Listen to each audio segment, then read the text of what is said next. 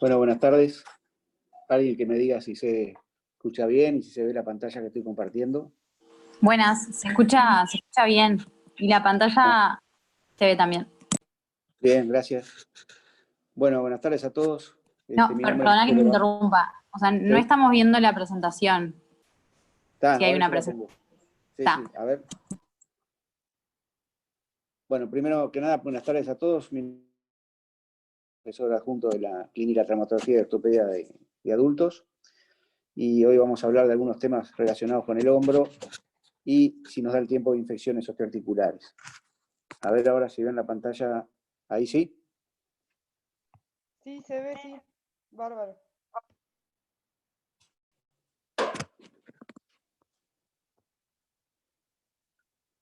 Bien. Bueno, el primer tema que vamos a tocar es de luxación de hombro. Es un tema muy frecuente en lo que es la práctica clínica. Lo primero que se van a enfrentar es a una guardia, o como internos, o como muchas veces, como en algunos casos, van a ser médicos de guardia. Y uno de los temas más frecuentes que hay en la práctica, en la emergencia, son los traumatismos. Los traumatismos son el 30% prácticamente de las consultas de lo que es una emergencia. Y dentro de estos traumatismos, uno de los principales motivos de consulta es la luxación de hombro. Cuando hablamos de luxación de hombro, hay que diferenciar de qué articulación nos estamos refiriendo, porque el hombro tiene, como ustedes saben de anatomía, 5 articulaciones en conjunto que forman el hombro, o sea, la glenumeral, la escapulotorácica, la acromioclavicular y la esternoclavicular. A eso se le asocia el espacio de deslizamiento subdeltoideo o la bursa subdeltoidea. Cuando hablamos de luxación de hombro, generalmente nos referimos a la luxación glenumeral. La luxación glenumeral es la pérdida de relaciones articulares permanentes entre la epífisis del húmero y la glena. Eso es la definición de toda luxación, pérdida de relaciones articulares permanentes entre dos superficies articulares, en este caso la epífisis humeral y la glena. Como les decía hoy, la luxación de hombro es muy frecuente, es el 80% de las lesiones de hombro, y hay 2 picos de frecuencia. Primero, entre los 20 y los 40 años, que está relacionado con lo que es actividad deportiva, o con lo que es accidentes de tipo laboral, o accidente de tránsito. Y después hay un segundo pico entre los 60 y los 80 años, que está referido principalmente o relacionado con lo que son los accidentes domésticos, ¿no? Accidentes domésticos y lesiones que se dan a nivel tanto de la cadera como del hombro. Entonces, según la intensidad del agente traumático, podemos dividir las luxaciones de hombro en las que son las traumáticas, que son las más frecuentes, y las no traumáticas. Hay un tercer grupo que son las luxaciones voluntarias, que es bastante raro, que se da en pacientes hiperlaxos, a veces con alguna alteración psiquiátrica, que logran luxar el hombro en forma voluntaria y lo hacen en forma reiterada. También se ve en los pacientes que se dedican a la parte de,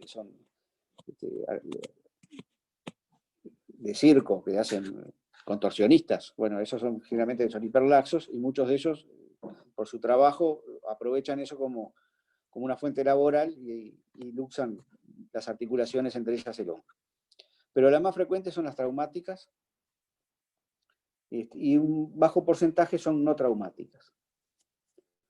Entonces, según la variedad que sea, las luxaciones glenumerales o las luxaciones de hombro pueden ser anteriores, posteriores y en algunos casos superiores, que esos son un tipo de luxación diferente que vamos a ver después.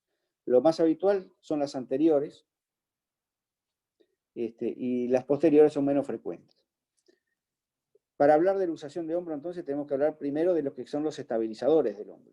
O sea, las luxaciones de hombro se dan en una articulación que no tiene una estabilidad ósea intrínseca. No es como la cadera, donde las dos superficies articulares coaptan en forma prácticamente perfecta, sino que en el caso del hombro, la glenumeral tiene dos superficies articulares que no son perfectamente congruentes una con otra. Entonces hay estabilizadores principales que están relacionados con las partes blandas. Dentro de esos estabilizadores tenemos lo que es el rodete glenoideo, que funciona para aumentar la superficie de contacto entre la epífisis del húmero y la glena. También actúa generando una diferencia de presión que actúa como sopapa, o sea, disminuyendo la presión intraarticular y haciendo coaptar mejor la epífisis del húmero a la glena. Y después tenemos todo lo que es las estructuras ligamentarias, los ligamentos glenumerales, principalmente el medio, el superior y el inferior, y lo que es las estructuras musculares, lo que se llama el manguito corto rotador, que también favorecen lo que es la estabilidad del hombro. Entonces, el manguito corto rotador actúa como un estabilizador.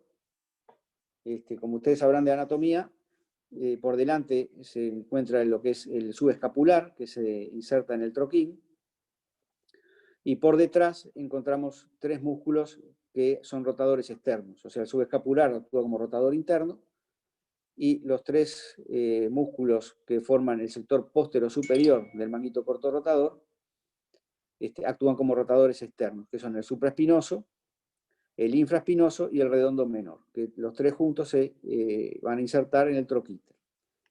Eso forma un manguito corto rotador, atravesado a nivel de la corredera bicipital por la porción larga del bíceps, que también actúa como estabilizador secundario, y eso hace que funcione como un tope elástico. Cuando el funcional deltoides en los movimientos de abducción, este manguito corto rotador actúa como tope para que el brazo de palanca del deltoides permita la abducción del brazo. Cuando estos tres tendones están rotos, lo que generan es que en lugar de abducir el brazo, el deltoides lo que hace es ascender la epífisis. Y esas son el tercer tipo que hablaba hoy de luxaciones de hombros, las luxaciones superiores. Generalmente se ven en los pacientes ancianos, en los añosos, que tienen una rotura completa del manguito, y que cuando quieren elevar el brazo, lo que hacen es ascender la cabeza del húmero en lugar de abducir el hombro.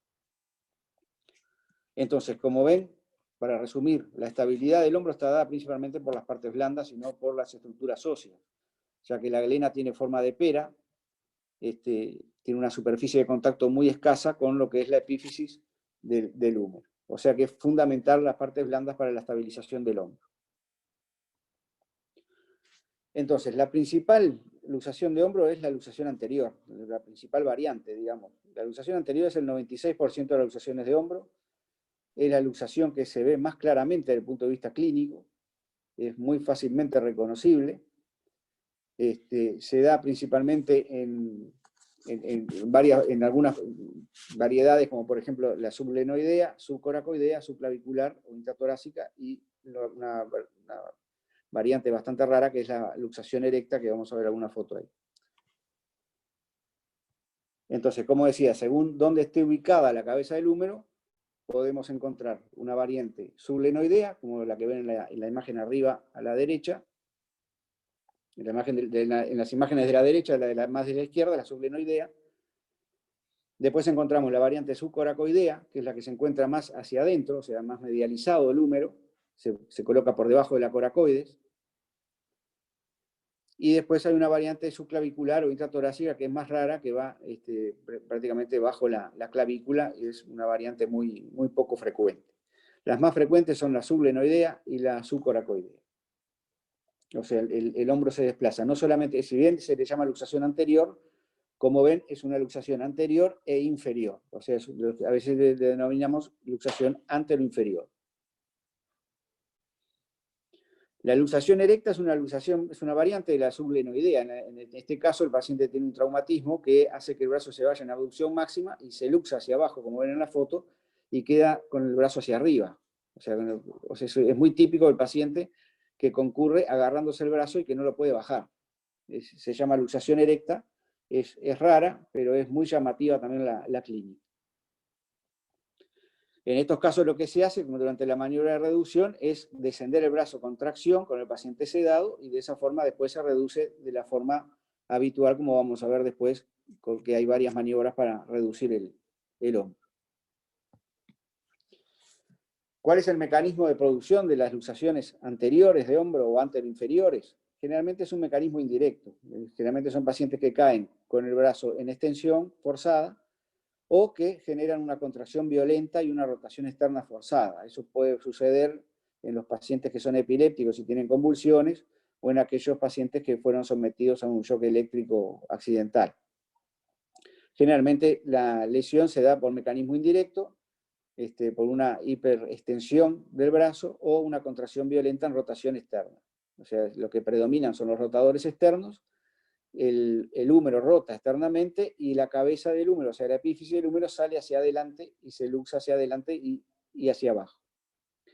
El mecanismo directo en estos casos es mucho más raro, generalmente es por un traumatismo en la cara posterior de hombro, o en la cara superior, con el brazo en abducción. O sea, el mecanismo directo se ve muy frecuentemente en deportistas, ya sea jugadores de rugby o jugadores de básquetbol, que generalmente los de básquetbol, cuando van a levantar el brazo para lanzar, o los de rugby también, y viene otro y se le apoya arriba, le pega arriba del hombro, luxan hacia abajo y hacia adelante el brazo. Pero lo más frecuente es que sean mecanismos indirectos. La clínica de la luxación anteroinferior o anterior es muy llamativa. Desde la puerta de la emergencia uno ya ve entrar al paciente y ya se da cuenta que tiene el hombro luxado. Como toda luxación, el dolor es permanente, a diferencia de lo que son las fracturas. No sé si les hablaron de la diferencia entre el dolor de una fractura y el dolor de una luxación. El dolor de una fractura es un dolor que si ustedes dejan el miembro en reposo o inmovilizado, el dolor desaparece. No es así el dolor de la luxación. O sea, la luxación, hasta que no se reduce, el dolor es permanente y muy intenso. Y no hay ni siquiera analgésicos mayores que puedan calmarlo, ni morfina, ni ninguna... tienen que dormirlo al paciente y reducir el hombro para que se le vaya el dolor. O sea, es un dolor permanente. Hay una deformidad clásica, que es lo que se llama el signo de la charretera, el signo del hachazo, que ahora vamos a ver mejor las fotos. Y generalmente el paciente viene con una posición viciosa, con el codo separado del tronco, en rotación externa y sostenido por el brazo sano. O sea, viene agarrándose el codo, porque si deja el brazo colgado contra el cuerpo, el dolor aumenta. Entonces, lo que muestra la flecha en la imagen de la derecha es lo que se llama el signo del hachazo. Y se da porque al medializarse el húmero, al desplazarse hacia adentro y hacia abajo, lo que aparece es un aumento de lo que es la B deltoidea, o sea, la inserción del deltoides, y aparece como una imagen en hachazo, o sea, como una muesca en la cara externa, en la zona de la inserción del deltoide, por el desplazamiento del húmero hacia adentro. El signo de la charretera es otro signo muy característico de la luxación de hombro, y por ese mismo desplazamiento que decía hoy, hacia adentro y hacia abajo de la cabeza del húmero, lo que aparece prominente es el acromio, como ven en la foto. Ven un acromio prominente que hace recordar las charreteras de los uniformes militares. Por eso es la denominación signo de la charretera. Esos dos signos, más la posición del paciente que viene con el brazo agarrándose en rotación externa y separado del cuerpo, es patrón mnemónico de lo que es la luxación de hombro anteroinferior, que no se ve en las luxaciones posteriores, como vamos a ver después, lo cual hace difícil el diagnóstico. Pero en las anteriores el diagnóstico clínico es bastante sencillo, aunque eso no quiere decir que no haya que hacerle una radiografía. Siempre que tengan una luxación de hombro, tienen que evaluar lo que son las lesiones asociadas, principalmente las lesiones neurológicas, ¿no? El desplazamiento de la epífisis del húmero hacia adentro y hacia abajo puede lesionar, principalmente en las variantes subcoracoidea o las variantes intratorácicas, puede lesionar lo que es las lesiones de los elementos neurovasculares, tanto el paquete axilar como lo que es los troncos del plexo braquial o sus ramas. Por lo tanto, siempre explorar las lesiones neurológicas, principalmente lo que se lesiona más frecuentemente es el nervio circunflejo, pero cualquier rama o tronco del plexo braquial puede estar lesionado. En cuanto a lo vascular, la arteria axilar o sus ramas pueden estar lesionadas. Siempre palpar los pulsos, siempre evaluar todo lo que es los elementos neurológicos. En el nervio circunflejo se evalúa con la sensibilidad de la cara externa del hombro. No le pueden pedir al paciente que levante el brazo, que contraiga el deltoides, porque evidentemente le duele y no lo va a hacer, pero pueden palparle la cara externa del hombro y evaluar si tiene sensibilidad en esa zona, y de esa forma evaluar por lo menos parcialmente el circunflejo. Y después, en cuanto a los restos de los troncos neurológicos, ustedes evalúan el radial pidiéndole que extienda el puño, o sea, la extensión del carpo. El nervio mediano lo exploran pidiéndole al paciente que haga ceros con los dedos. Y el nervio cubital, la separación de los dedos. Entonces ustedes de esa forma rápida pueden evaluar todos los troncos todos los troncos nerviosos del miembro superior. Y por supuesto palpar el pulso radial a nivel distal. Hay otras lesiones asociadas que pueden ser óseas, por ejemplo la fractura por impactación, que se llama lesión de Hill-Sachs, en el sector posterior superior de la epífisis, es muy típica, muy frecuente. También puede haber fracturas de troquíter o fracturas del reborde anterior de la glena, o ya lesiones más graves con fracturas del cuello quirúrgico. Por arriba de los 50 años, en un paciente que se luxa el hombro, siempre hay que pensar que algún tendón del manguito rotador se pudo haber roto.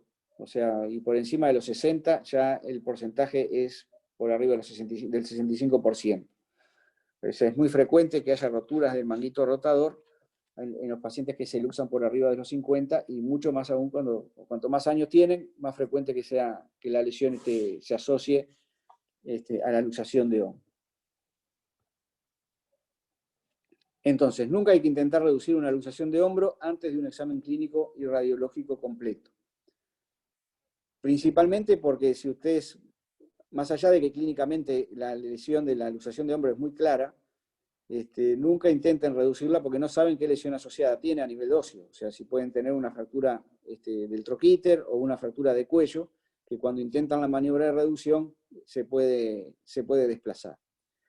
Y en cuanto al examen clínico, siempre tienen que valorar al paciente y colocar en la historia clínica el registro detallado de todo lo que es la parte neurovascular previa a hacer cualquier maniobra, porque si ustedes no lo hacen una maniobra y después comprueban de que tiene una lesión neurológica, ustedes no van a saber nunca si la lesión era previa o si la provocaron ustedes con la maniobra. O sea, eso puede tener connotaciones médico-legales. O sea, siempre que el paciente tenga una lesión neurológica en el momento del traumatismo, tiene que quedar registrado en la historia que ya la tenía previamente a la maniobra.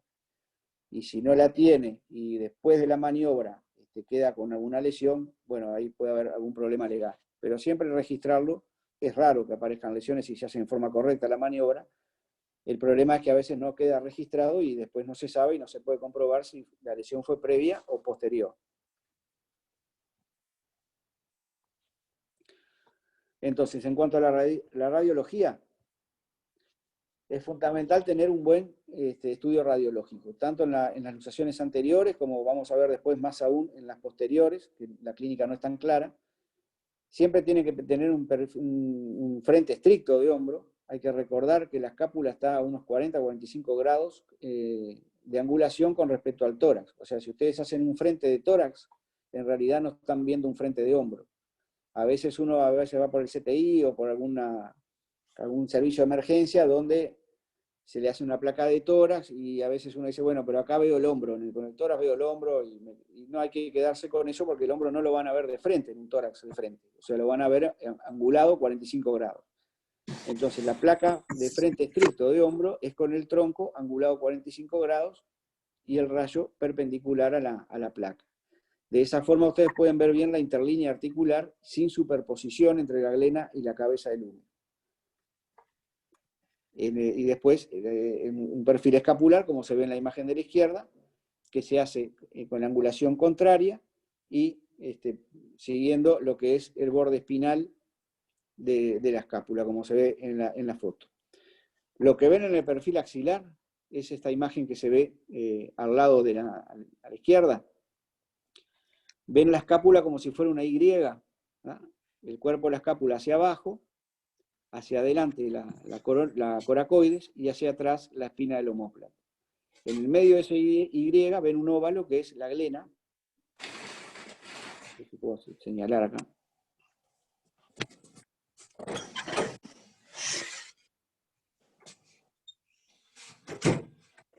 Acá ven la coracoides, acá ven el acromio y acá ven el cuerpo de la escápula. En el medio está la glena, que es este sector de acá, y ahí tiene que estar centrada la cabeza del húmero, ¿no?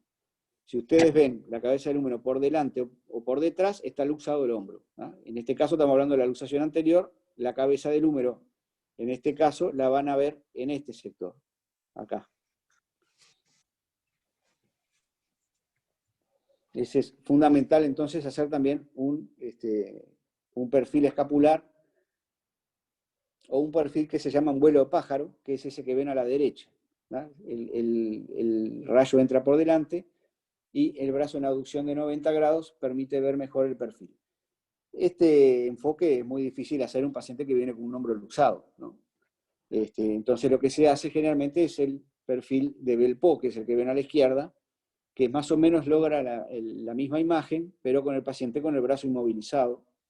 Se le hace colocar la chapa abajo y se coloca el paciente inclinado hacia atrás. Entonces se ve más o menos un enfoque similar al que ven del lado derecho, pero sin necesidad de que el paciente tenga que abducir el brazo y con el dolor que eso le genera. Entonces, el tratamiento de una luxación de hombro siempre es la maniobra de reducción. Lo ideal es hacerlo bajo anestesia general, en un servicio de urgencia. Van a ver que muchas veces lo intentamos, si el paciente colabora, para evitar llevar al paciente a bloc, o porque no hay bloc, o porque no hay alguien que de repente pueda hacer una sedación ahí en la urgencia, lo hacemos a veces sin anestesia, o si el paciente colabora, despacito se puede hacer, pero lo ideal es hacerlo bajo sedación, ya sea una anestesia general, o por lo menos un propofol para sacar al paciente de ambiente y que se relaje y hacer la maniobra con tranquilidad. Como concepto general, las luxaciones se envejecen en horas. Cuanto más tiempo pase de la luxación, más difícil va a ser reducirla. Aparecen elementos de contractura muscular, elementos de fibrosis, con el correr de las horas, que generan que el paciente con una luxación, después que pasan 24 horas, sea muy difícil de reducirla, aún con anestesia general, y a veces haya que hacer una reducción abierta. Técnicas de reducción hay muchas. La primera fue descrita por Hipócrates, ya no se usa más, tiene una alta incidencia de complicaciones. Y después hay varias técnicas que tienen sus nombres propios, como la de Motes, Stimson, Milch. No importan los nombres, la idea es que sepan más o menos cómo reducir un hombro si se enfrentan a un paciente en estas condiciones, en un servicio de urgencia, que de repente están como internos o como médicos de guardia y no tienen un traumatólogo ahí cerca. Muchas veces puede pasar en el interior, que tengan que trasladar al paciente y no lo van a trasladar por una luxación de hombro con el dolor que eso genera. Entonces, la maniobra de Hipócrates es la que se ve a la izquierda, ¿no? El paciente está acostado y el médico pone el pie en la axila y tironea. Esa era una maniobra que se hacía en la época hipocrática, que se dejó de usar porque evidentemente tiene consecuencias iatrogénicas muy importantes en lo que es todas las lesiones neurovasculares que pueda existir con esta maniobra. La que hacemos habitualmente, una de ellas es la de Motes, que se hace contratracción con una sábana del tórax, y un operador lo que hace es traccionar del hombro en forma suave, y habitualmente, si el paciente está relajado con esa simple maniobra, el hombro se reduce. Al darle tracción, se siente un resalto, y es el resalto de reducción del hombro. Otra maniobra también muy útil cuando uno está de guardia en algún servicio del interior y no tiene un traumatólogo cerca y no se anima a hacer maniobras muy intempestivas, es la técnica de Stimson. En general lo que se hace es poner al paciente boca abajo en una camilla alta, con el brazo colgando, se le cuelga un peso del brazo, ya sea una pesa o algún sachet de suero, más o menos 2 kilos de 2,5 kilos, o sea, 2 sachets y medio o 3. Se le pone un diazepam, se le pone analgésicos y se logra la reducción en forma lenta a través de la tracción. Después de unos minutos, cuando el paciente se queda más sedado y más tranquilo, se reduce en forma espontánea el hombro. Es una técnica muy útil cuando uno a veces tiene el traumatólogo afuera y tiene que esperar 2 horas que venga. Puede ir haciendo eso mientras llega, es totalmente inocua, no genera ningún problema iatrogénico, y siempre y cuando uno le coloque una buena analgesia al paciente, ya sea con tramadol, con diazepam, que permita una buena relajación, y habitualmente se reduce en poco tiempo. Otra técnica frecuente es la técnica de Milch, que lo que se hace es tracción, se hace abducción y se le da rotación externa, y se le deja la mano a través de la cabeza, ¿no? Esto también se hace con analgesia o con sedación, y generalmente logra también la reducción sin mayor problema. La reducción de hombro con el paciente sedado o anestesiado, es bastante sencilla cuando es una reducción que se hace a los pocos minutos o a las pocas horas de la luxación. Ya después de muchas horas ya es más complicado. Todas estas maniobras se pueden usar, cualquiera de ellas, menos la de Hipócrates, y lo que hay que tener algunas precauciones. Como hablábamos hoy en lesiones asociadas, mencioné así al pasar lo que es la lesión por impactación, la lesión de Hill-Sachs. La lesión de Hill-Sachs, para ser claro, es un abollón en la cabeza del húmero. O sea, cuando el húmero se luxa y se va hacia adelante, choca contra la glena, el sector anteroinferior de la glena, y lo que hace es un abollón en el sector posterior, postero-externo de la cabeza. O sea, lo que ven en este sector. Ven la cabeza como abollada ahí, y que está impactando contra el borde anteroinferior de la glena. Esa es la lesión de Hill-Sachs. Es una lesión que muchas veces es una fractura por impactación, y esa lesión muchas veces queda enganchado. Entonces, cuando uno tiene que hacer en esos casos una maniobra que no genere rotación externa, porque si ustedes rotan ese brazo que está trancado ahí, lo que hacen es extender la fractura desde la lesión de Hill-Sachs hacia el cuello anatómico, o sea, hacen una fractura en este sector. Decapitan la cabeza del húmero. Entonces, esa es la única precaución que hay que tener en las maniobras de reducción. Si bien se puede usar cualquiera de ellas, con el paciente relajado, en estos casos solo se le da tracción en el eje. No se rota el hombro hasta que no se destranca el enganche que tiene la cabeza en la glena. Esa es la única salvedad que hay que tener, y por eso necesitan también una radiografía, a pesar de que la clínica sea clara de que tiene una luxación, para tener precaución en esos casos. Otra de las lesiones asociadas que mencionaba hoy es la fractura del troquíter. Es muy frecuente que se arranque el troquíter cuando se luxa el hombro, como se ve en esta imagen de acá. En estos casos no hay ningún inconveniente en realizar la maniobra de reducción, porque generalmente cuando se reduce, como ven en la figura de la derecha, el troquíter queda en el lecho. Habitualmente, una vez que se reduce, el troquíter vuelve a su lecho, y después lo que hay que hacer es esperar que consolide. No hay mayor problema. Distinto es cuando la fractura es a nivel del cuello anatómico o el cuello quirúrgico del húmero, porque en estos casos necesariamente van a tener que realizar una reducción abierta, porque si ustedes tratan de darle tracción a este brazo y darle rotación, lo que van a hacer es desplazar esta fractura que ven acá. Entonces van a desplazar la fractura, y la cabeza, el húmero no se va a reducir, va a quedar en su luxada igual que antes, porque no tienen de dónde agarrarla para poder reducirlo. En estos casos lo que se aconseja es hacer directamente la reducción abierta y la fijación de la fractura. O sea, ustedes hacen un abordaje, reducen la fractura y lo fijan con osteosíntesis, ya sea con placa de tornillos o con cualquier otro tipo de osteosíntesis que se pueda realizar, que no es el tema de hoy. Entonces, ¿cuándo no podemos reducir una fractura? Se llaman luxaciones inveteradas, son aquellas luxaciones que ya están envejecidas. Generalmente por dos motivos. Uno, porque pasó mucho tiempo y pasó desapercibido el diagnóstico, o el paciente no consultó.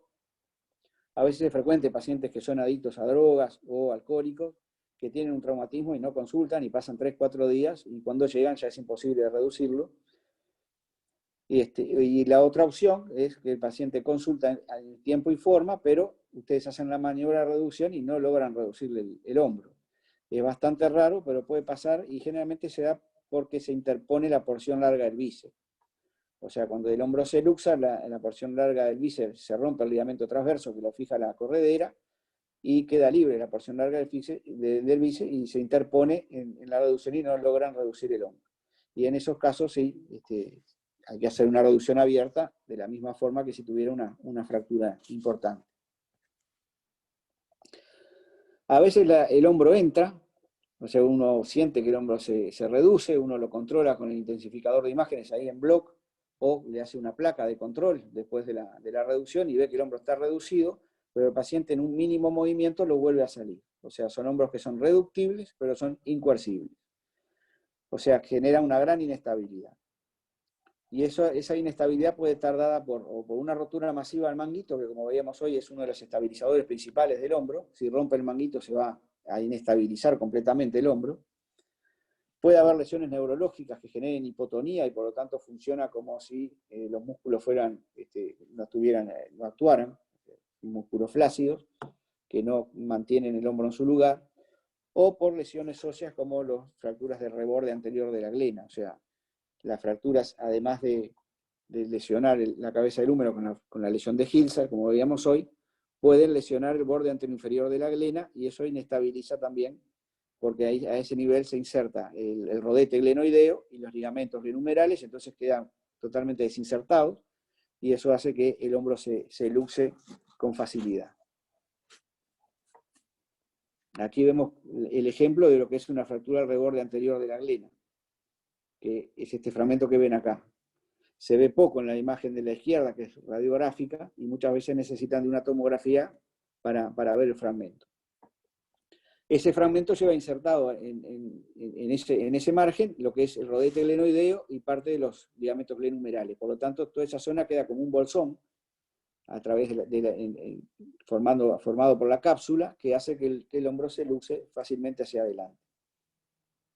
Y ahí es cuando aparecen lo que se denominan las luxaciones recidivantes. O sea, son esos pacientes que tienen una primera luxación, no hay una correcta cicatrización de los tejidos de las partes blandas, ya sea porque tienen fracturas o porque tienen lesiones del rodete, y son esos pacientes que llegan a la guardia con 4, 5 o 10 episodios de luxaciones, y algunos lo tienen toda la semana con el hombro luxado, porque después de un primer episodio de luxación se vuelven a luxar con movimientos mucho menos intensos. O sea, el primer episodio es traumático y después el resto de los episodios es por movimiento simple.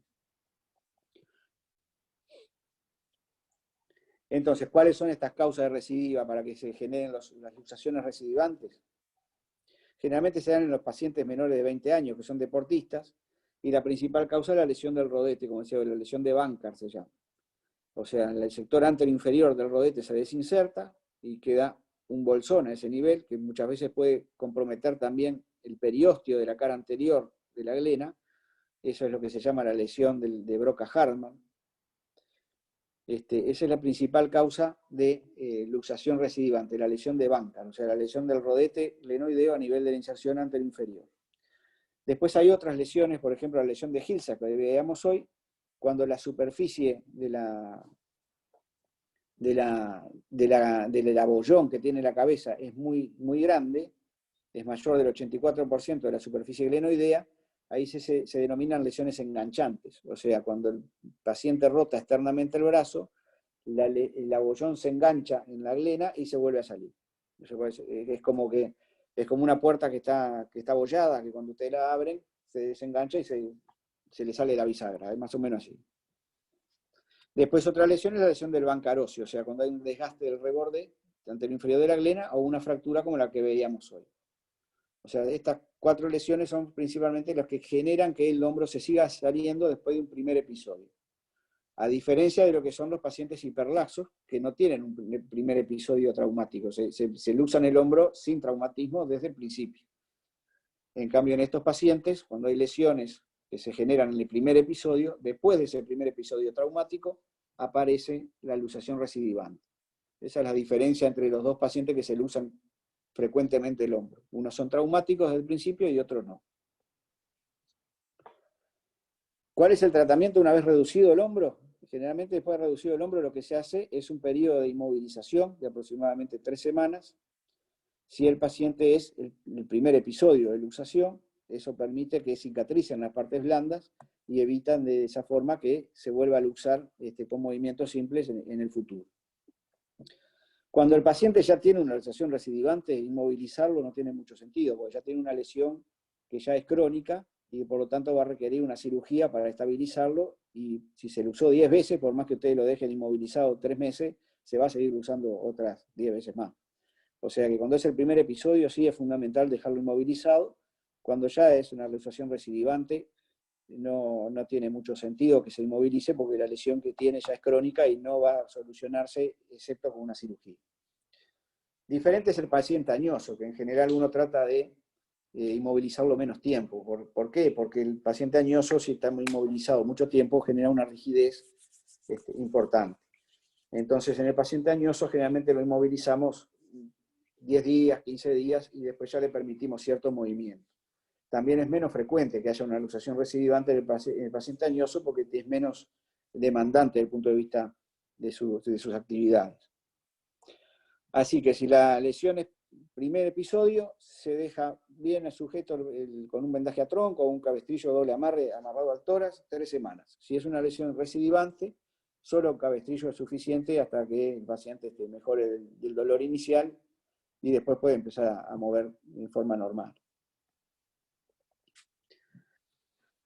Cuando la lesión es recidivante, hay técnicas quirúrgicas para estabilizarla. Una de ellas es la reparación de ese labrum que está lesionado, que se llama cirugía de banca.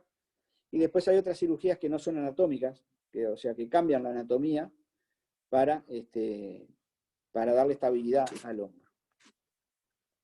Una de ellas que no es anatómica es la Target. Capaz que ustedes no lo escucharon nombrar, pero lo que se hace es cambiar, se hace una osteotomía de la coracoides, o sea, se secciona la coracoides, como ven acá, y el coracovíceps que está insertado en la coracoides se traslada junto con el fragmento óseo al sector anteroinferior de la glena, de tal forma que le genera un tope óseo y una especie de función de cabestrillo de este tendón del coracovíceps que se fija a la coracoides. O sea, funciona como una especie de soporte para que el hombro no se siga saliendo hacia adelante.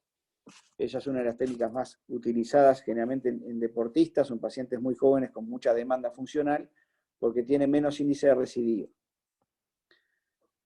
Después hay otros tipos de cirugías que lo que hacen es tensar la cápsula en el sector anterior, o sea, se hacen solapado en la cápsula y se la tensa para que no quede ese bolsón adelante, que es lo que genera que el hombro se salga. Y después está la reparación de Bankart. Esta reparación de Bankart se hace muchas veces artroscópica. Como ven, la lesión de Bankart es esta que aparece acá, es el rodete que está desinsertado de la glena, y eso genera una laxitud aumentada de toda la cápsula y del sector anterior. Y lo que se hace es colocarle estas anclas que ven aquí, y se vuelve a suturar el rodete al borde anteroinferior de la glena, y con eso genera la tensión suficiente para que no se salga. Esta es una cirugía anatómica, o sea, reconstruye la anatomía normal, pero en pacientes con alta demanda, ya sea laboral o deportiva, a veces tiene mayor índice de recidiva, porque puede fallar esa sutura en un nuevo traumatismo y volverse a luxar. Hasta ahí era la luxación anterior, que es la más fácil de identificar. El 3% de los casos, el hombro se luxa para atrás, no para adelante. Y es un problema diagnóstico muchas veces, porque no tienen todos los signos que veíamos hoy en la luxación anterior. Como ven acá, este es un perfil axilar del hombro, y ven en la imagen cómo está la glena en este sector y la cabeza del húmero acá atrás. O sea, está claramente luxado hacia atrás, y acá también tiene una lesión por impactación, que se llama lesión de Hill-Sachs. En este caso se llama Hill-Sachs reverso, porque en lugar de estar del sector posterior, está en el sector anterior, que es esta muesca que ven acá.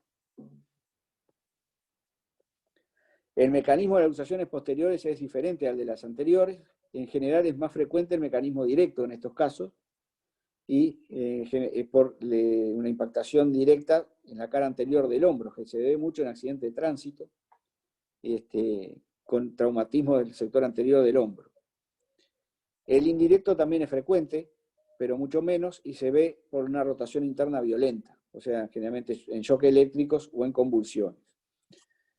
Cuando ustedes ven pacientes que han tenido convulsiones o que han sido sometidos a un shock eléctrico, lo más frecuente es que el hombro se luxe hacia adelante. Pero a veces, porque predominan los rotadores externos, que son más fuertes que los rotadores internos. Pero muchas veces puede pasar que en lugar de luxarse hacia adelante, se luxe hacia atrás porque predominan los rotadores internos. Entonces el miembro rota bruscamente hacia adentro y se sale por detrás la cabeza del húmero de la glena.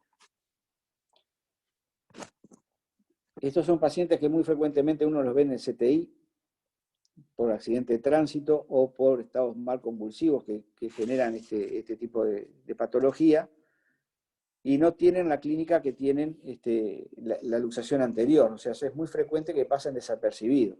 Está dentro de lo que son los capítulos, lo que se llaman missing injuries o lesiones perdidas, porque el paciente de repente está 4 o 5 días en el CTI y nadie se enteró que tenía el hombro luxado.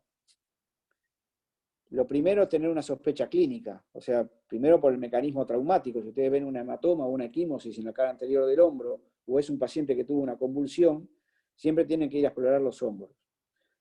En aquellos pacientes que están despiertos, que no están en coma, el dolor es permanente, como decíamos hoy, y lo fundamental es explorar la rotación externa, pasiva. O sea, ustedes agarran el miembro y le dan rotación externa. Y en este caso lo que van a ver es un bloqueo, o sea, no le van a poder llevar el brazo en rotación externa prácticamente nada. O sea, va a estar pegado al tronco y no lo van a poder rotar porque va a estar trancado. Eso es fundamental cuando el paciente está en coma o el paciente que uno no puede, que no colabora. Lo fundamental en un CTI o cuando exploran el hombro es tomar el antebrazo y darle rotación externa al hombro. Si el hombro se rota externamente libremente, difícilmente esté luxado hacia atrás. Después hay otros signos que son mucho menos evidentes, como por ejemplo la prominencia posterior de la epífisis y la prominencia anterior de la coracoide. En los pacientes delgaditos uno lo puede observar. Por ejemplo, en este paciente se ve claramente que está la epífisis sobresaliendo hacia atrás, en este sector. Y ven la coracoide como hace prominencia hacia adelante. O sea que la epífisis del húmero se fue hacia atrás y esos son los signos de luxación posterior. Pero como ven, no tiene un signo de la charretera, no tiene un signo del hachazo, porque es mucho menos evidente desde el punto de vista clínico la luxación posterior. Y ahí es cuando tienen que, sin duda, hacer una buena radiografía. Si ustedes hacen una radiografía de frente del tórax y se le superpone la glena con la cabeza del húmero, no van a saber nunca si está luxado para atrás o no. Como ven en esta imagen, si ustedes ven esta imagen, muchos podrían decir que el hombro está en su lugar, porque está enfrentado a la glena. Sin embargo, este es un buen frente de hombro, y ven superpuesta la glena con la cabeza del húmero. En este perfil se ve claramente, es un perfil axilar, como veíamos hoy, en la foto que les mostré al principio, como el hombro está hacia atrás. Y en el perfil axilar, que es en aquel perfil que ustedes veían, la escápula como una Y, ustedes ven el óvalo en el medio de la Y, que es la glena, y la cabeza acá atrás. Y se ve claramente que está posterior. O sea, esto es anterior, porque está la coracoides acá adelante, y esto es el acromio, y por lo tanto está luxada hacia atrás. En otros enfoques pueden ver lo que se llama el signo de la bombilla, que es este que se ve acá, la bombilla de luz, no la del mate, ¿no? Porque ven la cabeza del húmero con una angulación diferente a lo normal. O sea, lo que ven es como si fuera una bombilla de luz en el frente. Pero son signos mucho menos claros que como veían hoy en las luxaciones anteriores. También hay lesiones asociadas en estos casos, como por ejemplo la lesión de Hilser reverso que veíamos hoy, que es esta muestra de acá. Habitualmente se puede fracturar el troquín, ¿ah? Porque al usarse hacia atrás lo que tironea es el subescapular y arranca el troquín en lugar del troquíter. Y también puede haber lesiones del cuello anatómico o quirúrgico del húmero por extensión de esta fractura en este sentido. Y principalmente cuando uno intenta también la maniobra de reducción, tiene que tener cuidado en esos casos. La maniobra de reducción de la luxación posterior es así.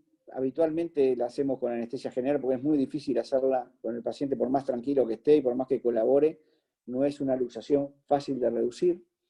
El paciente se coloca en el decúbito dorsal y se necesitan varias personas para colaborar con la reducción. Uno de ellos que separe la diáfisis del tronco para desengancharlo, y otro que presione la cabeza del húmero hacia adelante para llevarla a su posición. Si no contamos con varios ayudantes, lo que se hace es una abducción en tracción, como se ve ahí, o sea, primero el número 1 se tracciona, y luego se le da suavemente rotación externa, que es el número 2. Primero se tracciona y luego se rota hacia afuera. Por eso siempre es fundamental que el paciente esté bien analgesiado o bien anestesiado, con buena relajación, para no enganchar, o sea, al darle rotación externa, si no desenganchamos primero el húmero, vamos a fracturar.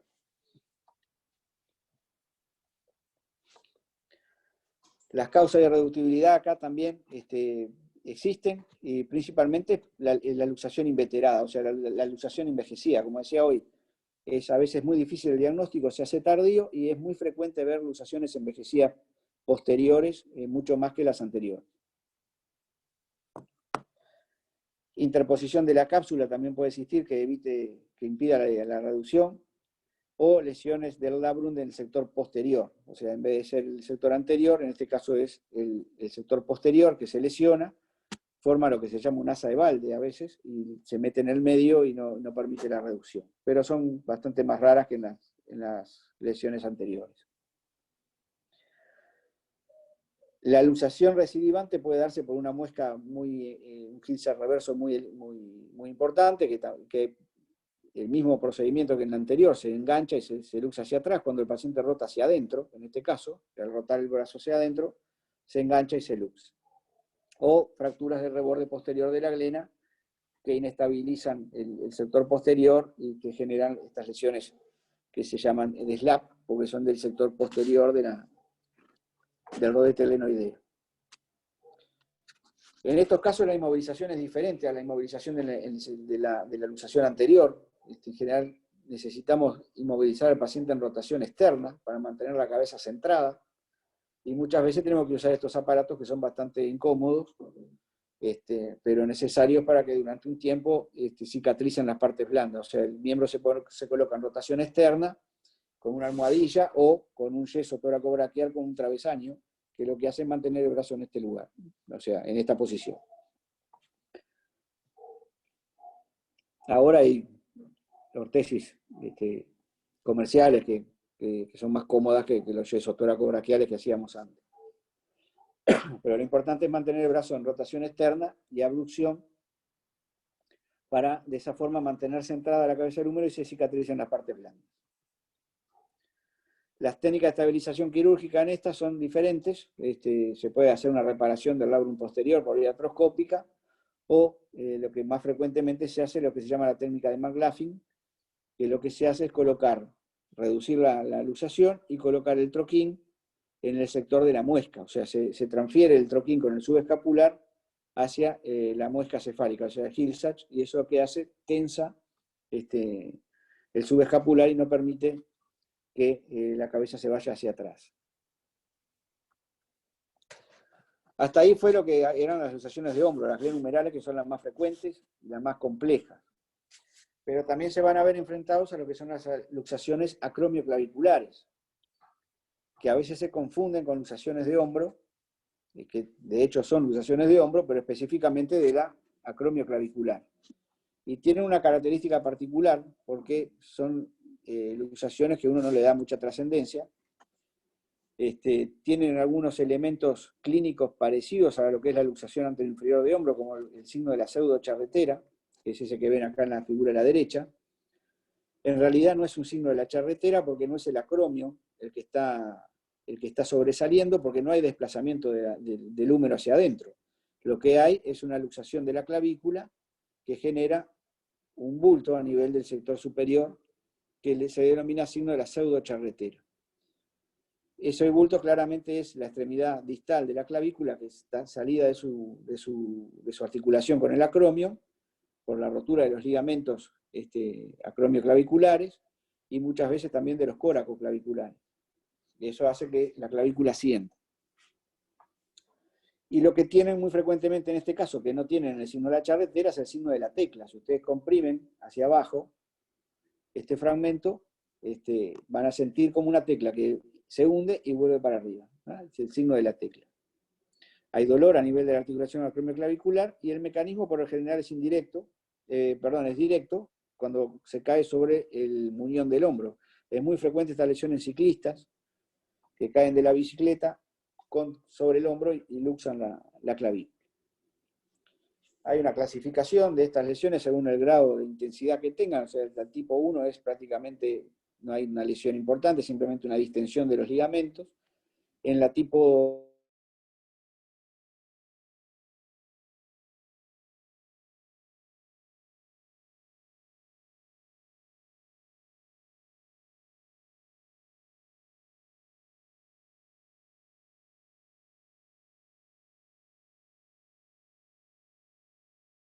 ¿Se trancó?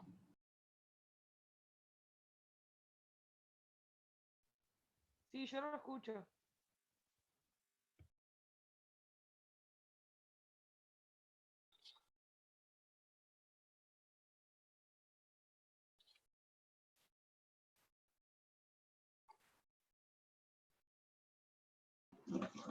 Creo que o se le bajó el volumen también. Profesor, no lo escuchamos.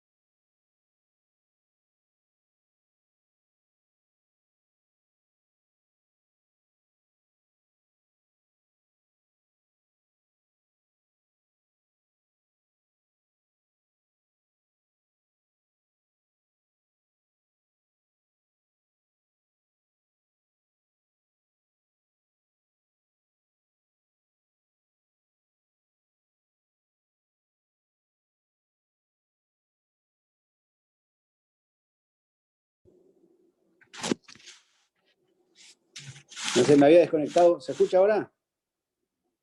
Sí, ahora sí.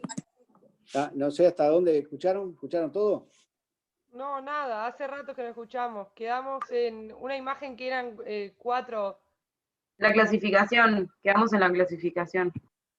¿Clasificación de cuál? Eran los grados. ¿Los grados de la luxación acromioclavicular? Sí, Eso mismo.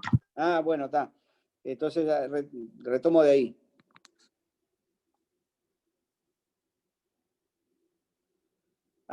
¿Llegaron hasta las 6? En realidad recién estabas empezando a explicar esa diapositiva, pero ahora no ¿Esta vemos de tu acá? pantalla. ¿Ahí? ¿Ahí se ve? no, no estás compartiendo la pantalla, creo. ¿Para qué voy a poner a compartir de vuelta?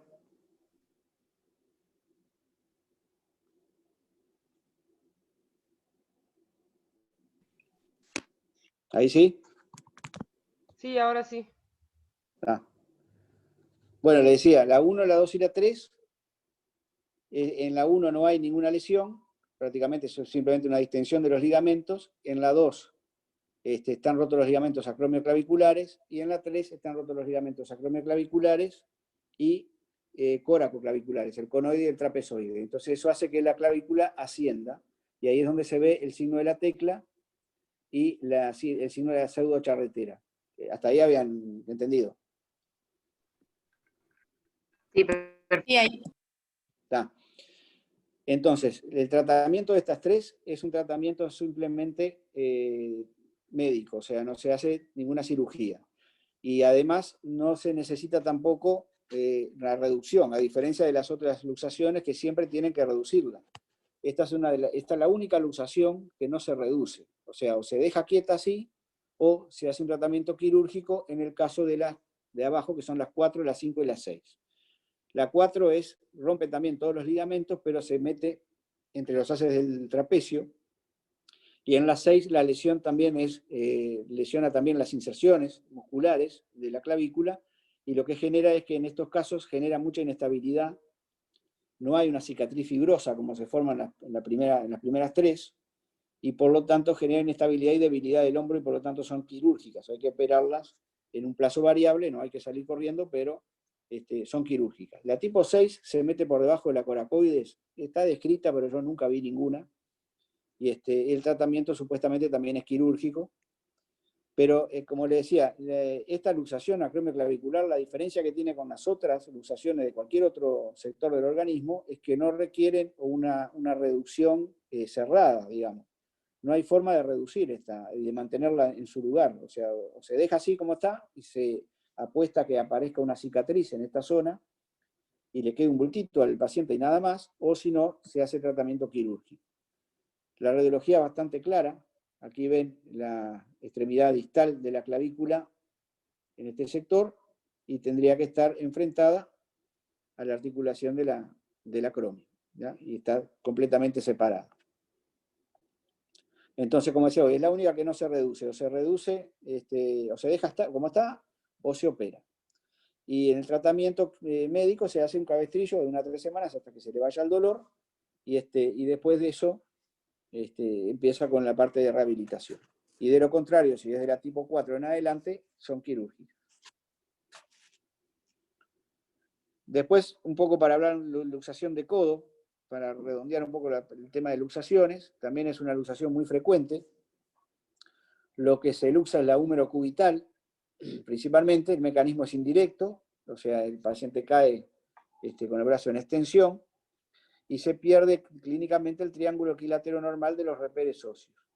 Siempre evaluar lesiones neuromusculares como cualquier otra luxación, y los reperes óseos son estos: la punta del olecrano, la epitróclea y el epicóndilo. Mirado desde atrás, con el codo en extensión, se forma un triángulo aproximadamente equilátero. Cuando hay una luxación de codo, generalmente es una luxación posterior, y lo que ven es esta deformidad con el olecrano prominente hacia atrás, un dolor intenso, permanente. Como decía hoy, la luxación posterior es la más frecuente. Como ven acá, el olecrano está hacia atrás, el húmero distal hacia adelante, y se dividen en posteriores, que son las más frecuentes, que puede ser postero externa, postero interna, o divergente, cuando también se le usa la articulación radiocubital proximal, o una luxación anterior que es bastante rara. El tratamiento es la maniobra de reducción que se hace con el paciente boca abajo, ¿no? Se tracciona, se hace contratracción del pliegue del codo, se tracciona hacia abajo el antebrazo y se presiona el olecrano, como se ve en esta imagen, hacia adelante para lograr la reducción. Una vez que se reduce, se le coloca una inmovilización, ya puede ser con una férula de yeso o con un fijador externo, con el codo a 90 grados, hasta que se cicatrice toda la parte ligamentar.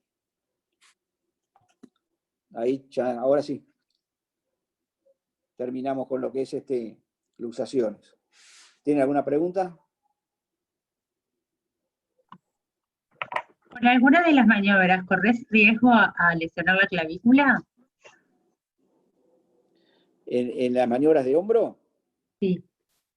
No, la clavícula no. Generalmente las luxaciones de hombro, las que son glenohumerales, la acromio clavicular está sana y no hay riesgo de fracturar la clavícula o de lesionarla, no.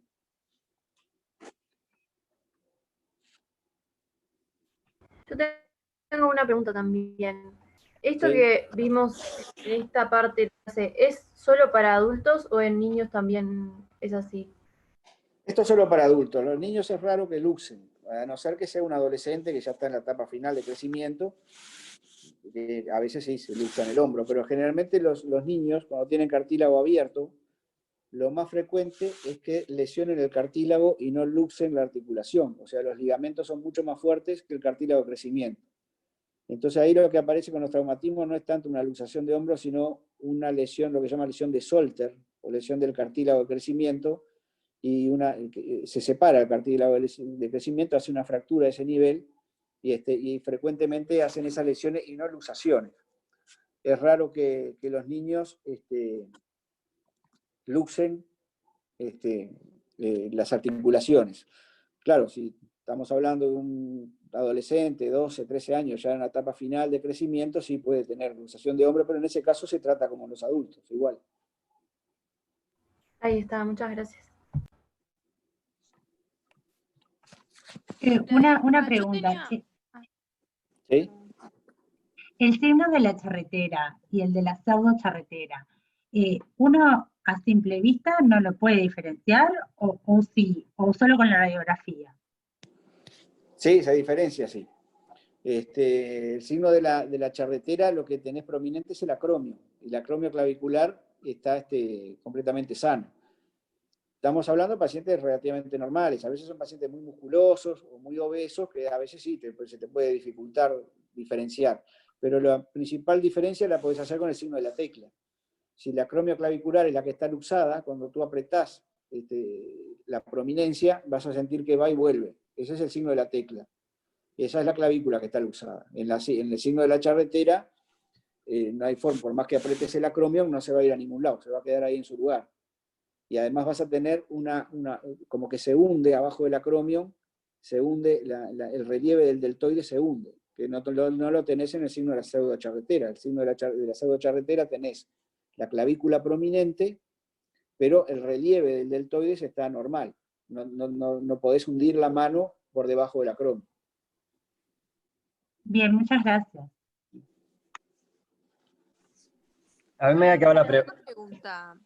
Yo tenía una pregunta sobre la parte de la reducción de la luxación de hombro que usted mostró que era paulatina, o sea, de poner el paciente con el peso, por el tema Sí. de la parte de que en realidad en las luxaciones la sedación, la analgesia no es tan efectiva. Entonces, ¿cómo y como es algo paulatino, digamos, cómo tenerlo tanto tiempo solo con tramadol o demás? Sí, claro, esa es una maniobra que se hace muchas veces de necesidad, ¿no?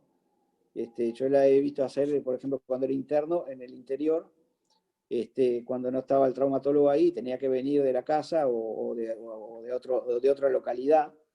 Entonces, si no se animaban a hacerle la maniobra de reducción, lo acostaban boca abajo, le ponían diazepam, tramadol, le ponían una bomba importante de analgésicos, y el paciente boca abajo con el brazo colgado. Evidentemente, cuando te das cuenta que se redujo el hombro cuando el paciente te dice que no le duele. O sea, sí, evidentemente el paciente sigue con dolor cuando está con el brazo colgado para abajo. Ahora, la tracción también tiene algún efecto analgésico. O sea, al traccionar el paciente, algo de alivio también siente, ¿no? Porque le quitas la presión, pero evidentemente no es una analgesia completa la que vos lográs con esa posición.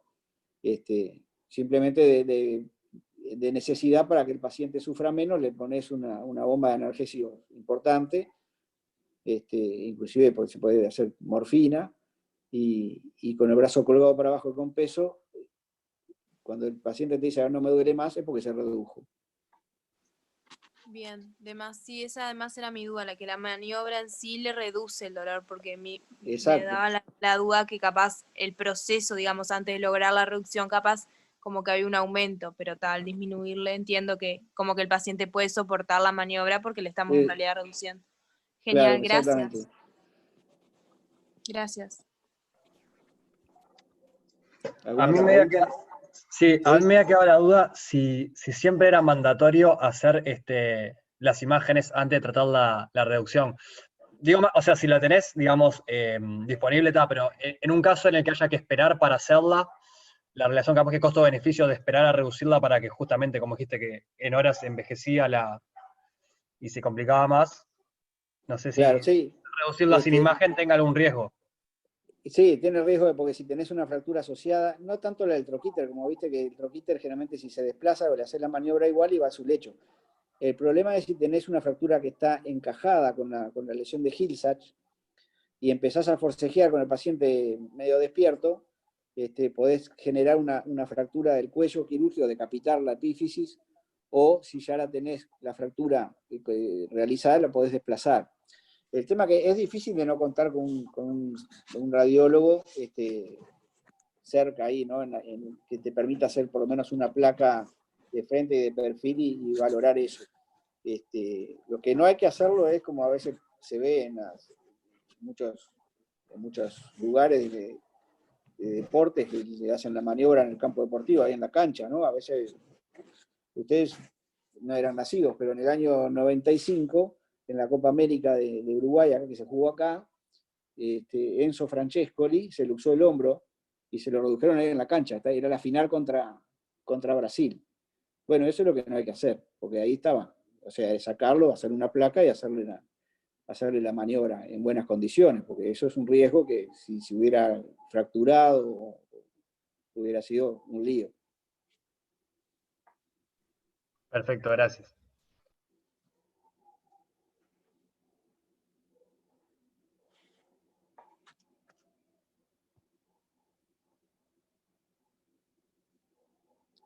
Bueno, no sé, después la segunda parte vendría a ser la parte de hombro no traumático. Y si quieren seguimos con eso, y después la parte de infecciones la dejamos para otro momento, porque no creo que les dé ya son las 2:15.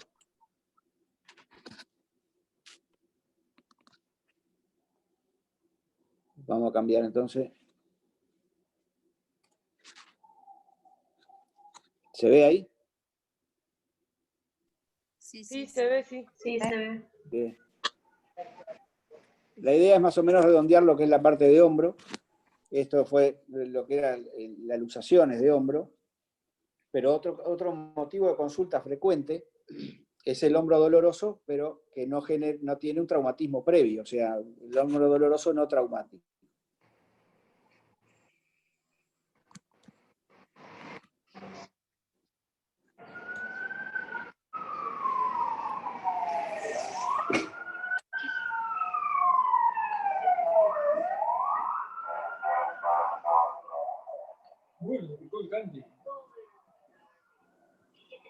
Bueno, el hombro doloroso no traumático es una consulta muy frecuente también en lo que es la práctica clínica, ya sea en emergencia o en la consulta policlínica. Y es muy frecuente como motivo de consulta la omalgia. ¿tá? En este caso no hay un antecedente traumático, no hay una luxación, no hay una fractura. Y hay que diferenciar cuál es el dolor autóctono del hombro o el dolor referido, el dolor que va al hombro pero viene de otros sectores.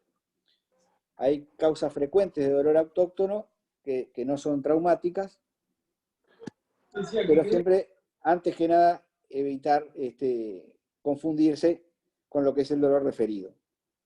El dolor referido puede ser una cervicobraquialgia que compromete los territorios C5 y C6, o por lo tanto va al sector del hombro, son dolores irradiados que vienen del cuello e irradian hacia el hombro.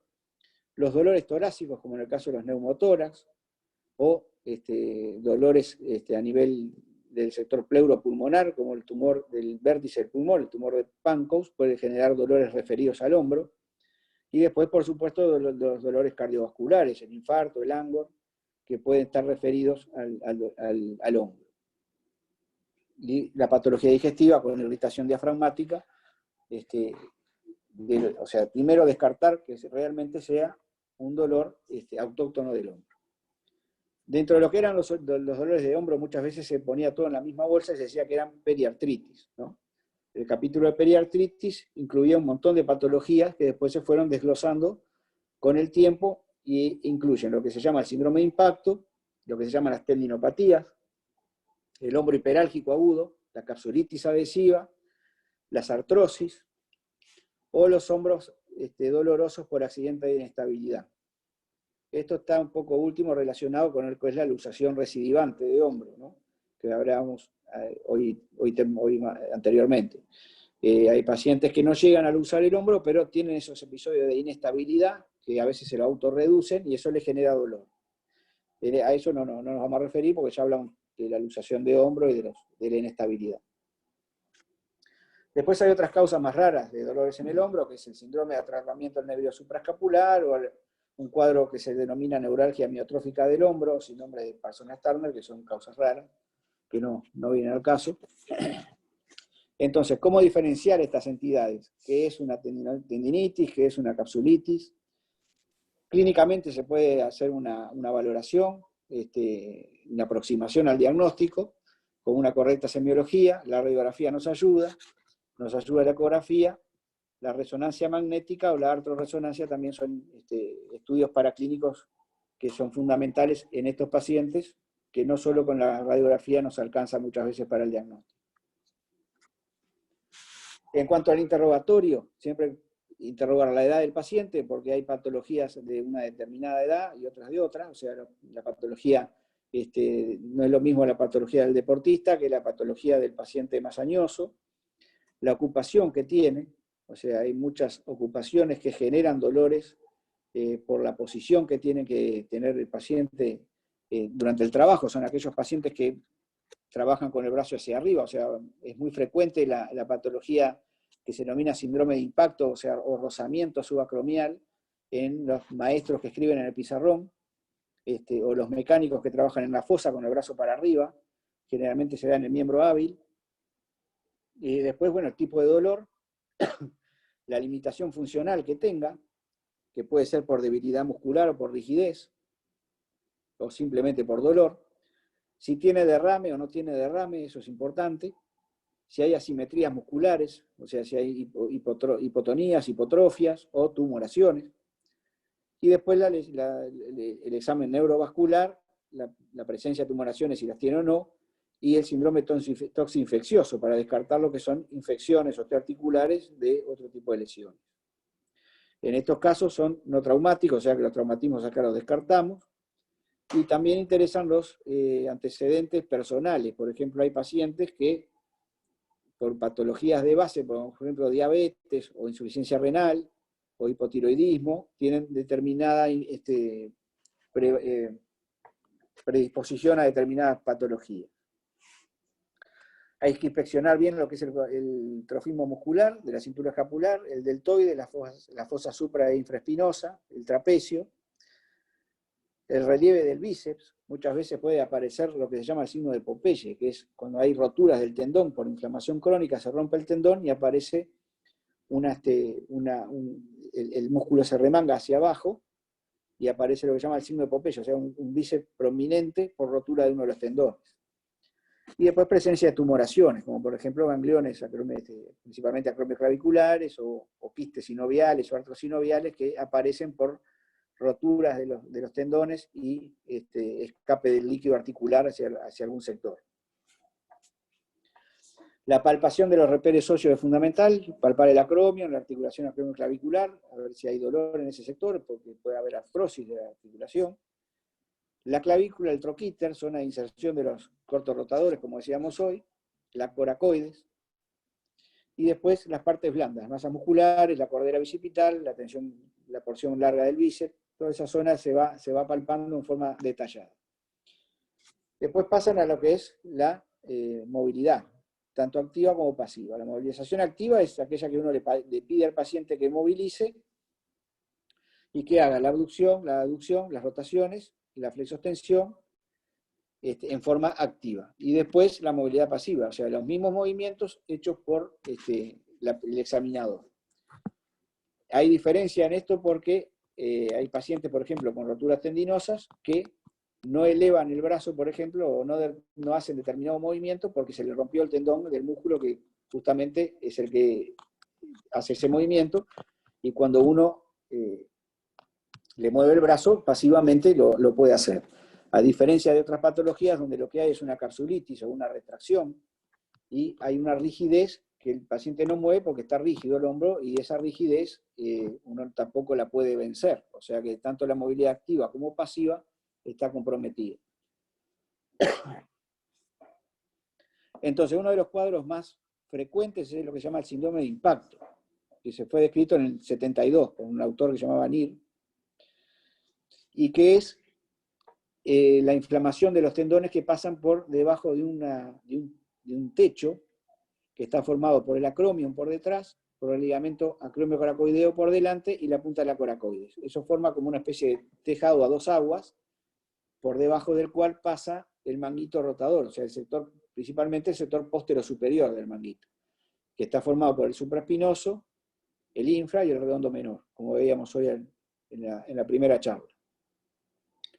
Entonces, cuando ese tejadillo está rígido o tiene alguna alteración anatómica, o un acromio en engancho, o un acromio en curvo, o una hipertrofia del ligamento, se disminuye ese espacio y eso empieza a rozar contra el tendón del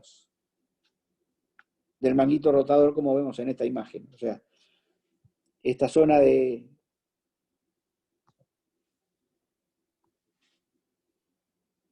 pasaje por debajo del acromio es lo que genera el conflicto.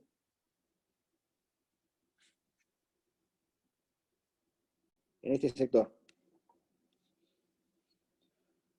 A veces hay osteofitos o acromios que anatómicamente son más ganchosos o en curvos, que generan fricción con esos tendones, y acá es donde se ve esos pacientes que hacen movimientos repetitivos en elevación del brazo, como por ejemplo los maestros que escriben en el pizarrón, como decía hoy, o los mecánicos, que están continuamente con el brazo hacia arriba, y ese sector de rozamiento hace que empiece a desgastarse el manguito rotador y se inflama. La sintomatología es un dolor en el hombro mecánico, una omalgia mecánica, que está relacionada, como decía hoy, con la actividad laboral o a veces con la actividad deportiva, si son pacientes que hacen deportes de lanzamiento. Y hay maniobras semiológicas específicas para determinar si existe un conflicto en ese sector. Una de ellas es el signo de Neer, que como ven acá, ustedes elevan pasivamente al paciente, el brazo, y cuando llega a determinado momento, el paciente siente dolor cuando roza el sector afectado contra el relieve óseo.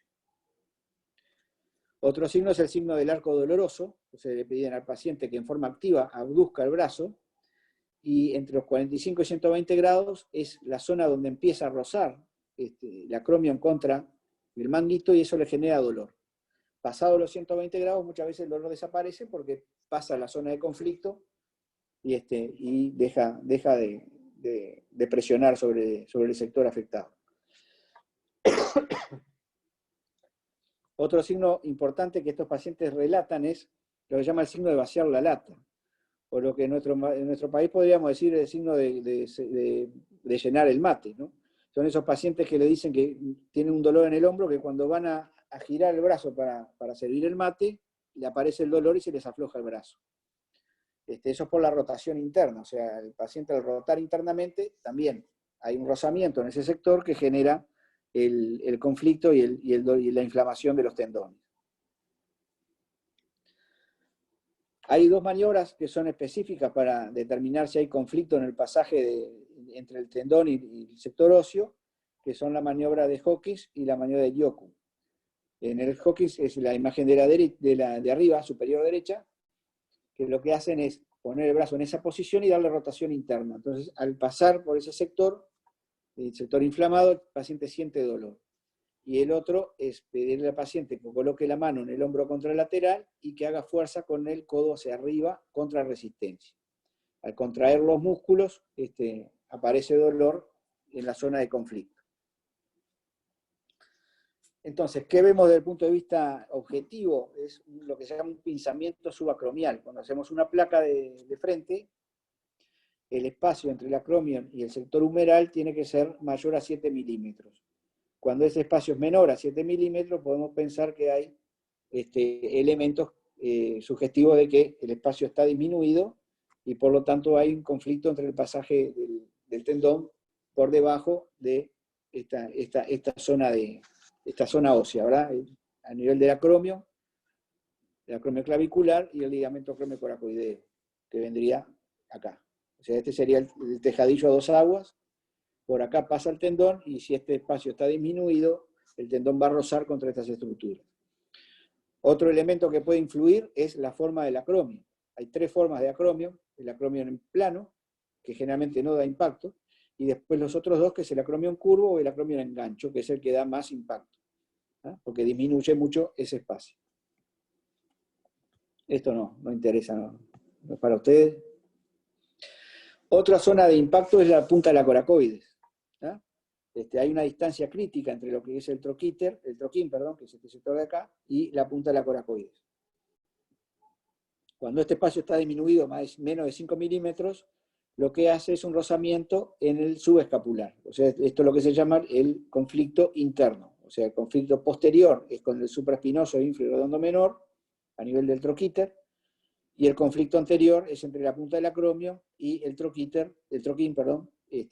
y lo que hace es una afección del subescapular que inclusive puede llegar a romperla de la misma forma que se rompe el manguito posterior superior. Entonces, ¿cuáles son las causas de las tendinopatías del manguito rotador? Como decíamos hoy, hay factores mecánicos, que es el síndrome de impacto, al rozar contra el hueso, pero hay otros elementos que también influyen, que son los factores vasculares.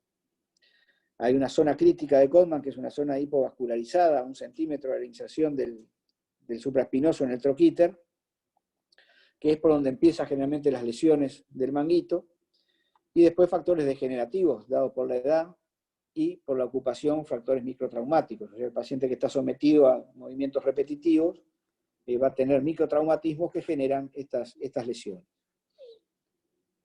Entonces, hay varias etapas en las roturas de manguito rotador, o sea, las tendinopatías del manguito. Una que es en el paciente joven, que hay edema, hemorragia. Generalmente esas son transitorias y mejoran con tratamiento. Y después ya están las etapas 2 y 3, que se ve en los pacientes de mediana edad o más añosos, donde ya existen elementos degenerativos, bursitis y elementos de cronicidad que llevan a la ruptura del tendón, que ya sería la etapa 3, donde hay rotura del manguito. ¿Y cómo nos damos cuenta qué músculos se rompieron? O sea, de todas estas estructuras musculares, ¿cuál de ellas es la que está afectada o mayormente afectada? Y hay maniobras especiales que evalúan cada uno de estos músculos. El supraespinoso lo evaluamos con lo que se llama la maniobra de Hove. Se le pide al paciente, como se ve en la imagen, que coloque el brazo en abducción con el pulgar hacia abajo, y se le pide que levante el brazo, y se hace contra resistencia. En estos casos puede parecer dos cosas: o que el paciente no levante porque tiene dolor, o porque el paciente no levante porque no tiene fuerza, o sea, se le caiga el brazo por falta de fuerza. Entonces, ¿cómo diferenciamos si es por dolor o porque realmente está roto el tendón? Con una maniobra que se llama test de NIR. El test de NIR lo que hacemos es infiltrar el hombro, o sea, le colocamos silocaína a nivel subacromial, con eso anestesiamos lo que es la parte de dolor, y volvemos a repetir la maniobra con el paciente sin dolor, o sea, bloqueando el dolor del paciente. Si el paciente recupera la fuerza, quiere decir que el tendón está sano, lo que tenía era dolor y por eso no hacía el movimiento adecuado. Si el paciente persiste con la debilidad, es porque el tendón está roto. Algo similar se hace con el infraespinoso, se le pide al paciente que coloque el codo contra el tronco y que haga una rotación externa contra la resistencia. ¿Ah? Y ahí valoramos el infraespinoso. De la misma forma, el test de NIR hacemos previamente una inyección de silocaína y determinamos si el paciente tiene debilidad por rotura o por dolor. El redondo menor se le pide al paciente que coloque el brazo en abducción y que levante la mano como si fuera a saludar y se le trata de bajar la mano y ahí podemos individualizar el redondo menor. La rotura aislada del redondo menor es muy poco frecuente, generalmente lo que se rompe es el supraespinoso y la rotura se extiende hacia atrás a la inserción del infra y después puede romper todo, pero generalmente no hay una rotura aislada del redondo menor. ¿Qué pasa cuando rompe todos los tendones del sector posteroexterno?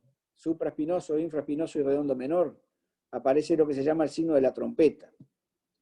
El paciente pierde completamente la rotación externa del brazo. Entonces, para llevar la mano a la boca, cuando uno le pide que lleve la mano a la boca, lo que hace es levantar el codo. ¿Ah? No tiene más remedio que levantar el codo para que pueda llevar la mano a la boca porque no tiene rotación externa. Ese se llama signo de la trompeta y es un elemento claro de rotura masiva del manguito, o sea, rotura de todos los tendones, por lo menos del sector postero superior, o sea, los rotadores externos. Para el subescapular, que es un rotador interno, hay otras maniobras. Una de ellas es la maniobra del portillo, se llama, o del portón. Le piden al paciente que lleve la mano hacia atrás, hacia la espalda, se la separan y le piden que aguante ahí. Cuando el paciente no tiene subescapular y no tiene rotación interna, el brazo cae contra el tronco, como si fuera un portón que se cierra. Y el otro signo es el signo de lo que se llama el abrazo del oso. O sea, le piden al paciente que lleve la mano hacia el hombro contralateral y uno trata de levantársela. Si el paciente tiene que hacer el movimiento contrario, o sea, evitar que uno le levante la mano contrayendo el subescapular. De esa forma uno sabe si tiene buena fuerza subescapular o si tiene una rotura del tendón. Y el tercer elemento para valorar el subescapular, lo que se llama el signo de Napoleón, o belly press, o presionar la barriga. Le piden al paciente que ponga la mano en la barriga y que apriete la barriga hacia abajo, hacia adentro, levantando el codo, ¿verdad? Entonces ahí ven también la función del subescapular. Un tendón que está asociado al manguito rotador es el tendón de la porción larga del bíceps, que muchas veces puede participar en el proceso inflamatorio. Tiene generalmente dolor en la corredera bicipital, donde se palpa el tendón de la porción larga del bíceps, ahí. Y tienen dolor a la supinación forzada, como se ve acá. Se le pide al paciente que lleve la mano en supinación y uno trata de pronarlo, y se le pide al paciente que trate de evitar que uno lo prone. Y después el signo de speed o de palm up, que se le pide al paciente que lleve la mano hacia arriba, que haga fuerza hacia arriba en contra de la mano del explorador. Cuando hay debilidad o dolor en ese sector a nivel de la corredera, podemos pensar que hay una rotura o una inflamación del bíceps. Y el signo de rotura más claro es el que veíamos hoy, el signo de Popeye. Rompe la porción larga del bíceps y como ven, la diferencia de acá, del lado sano, lo que ven es como si el paciente fuera más musculoso, ¿no? Porque se rompió el tendón y se remangó todo el músculo hacia abajo. El de la izquierda, es el signo de Popeye, que es un claro signo de rotura del tendón del bíceps. Otro cuadro muy doloroso es lo que se llama la tendinitis calcificante. La tendinitis cálcica o calcificante es una inflamación del tendón con depósito de hidroxiapatita cálcica en el interior. Generalmente por metaplasia de ese tendón se forma una calcificación. Lo más frecuente es que se aparezca en el supraespinoso. No se sabe bien la etiología, cuál es. Podría ser degenerativa, podría ser por una disminución de la concentración de oxígeno dentro del tendón. Eso genera una metaplasia cartilaginosa con formación de depósitos cálcicos, de hidroxiapatita cálcica dentro del tendón.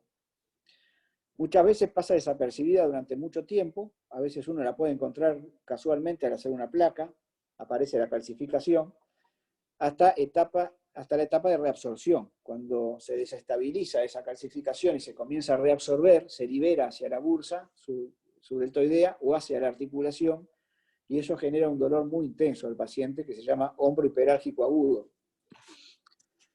Algunos autores lo comparan con lo que es un cólico nefrítico, de tan doloroso que es. El hombro tiene muchas terminaciones nerviosas, o sea, es un sector que es muy, muy sensible al dolor. Eso el paciente operado del hombro lo sufre mucho. Y en estos casos, cuando se libera la sustancia cálcica hacia la articulación, genera un dolor muy intenso que es prácticamente que lo lleva a consultar de madrugada a una emergencia. Como decía, el tendón afectado principalmente es el supraespinoso en el 80%, puede haber un 15% que sea el infra y un 5% el subescapular, es mucho menos frecuente.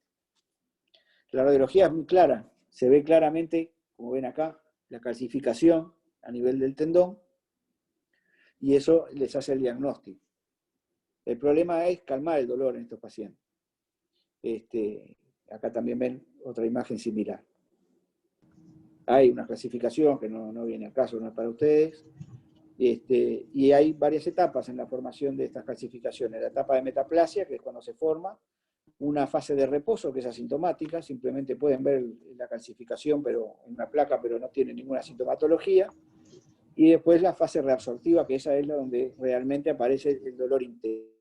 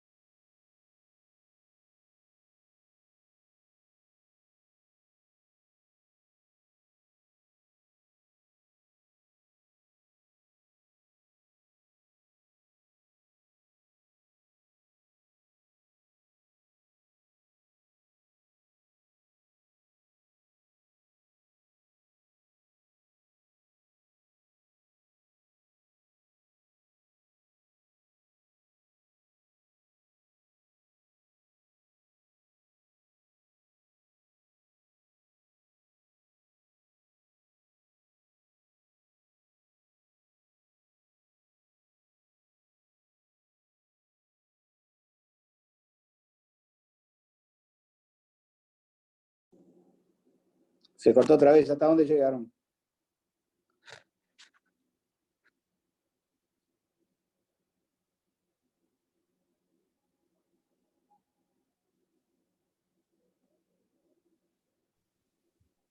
Hola, ¿me escuchan ahora?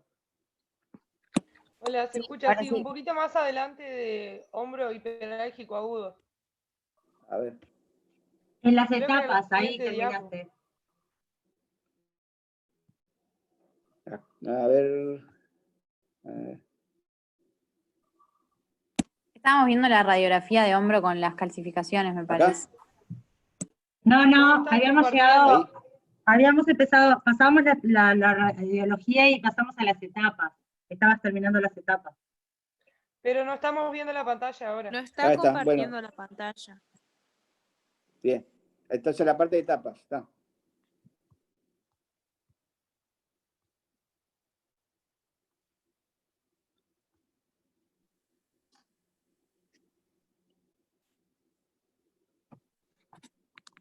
¿Ahí? Sí, ahí. Ahí está. Bueno, las etapas son esas, la etapa inicial de metaplasia, la fase de reposo, que son asintomáticas, y la fase de reabsorción es la fase con ese dolor importante, que marca lo que es el inicio de la fase reparativa de la curación. Una vez que se reabsorbe en forma completa la calcificación, desaparece el dolor. A veces no se reabsorbe en forma completa y son esos pacientes que tienen estos dolores en forma bastante seguida o frecuente.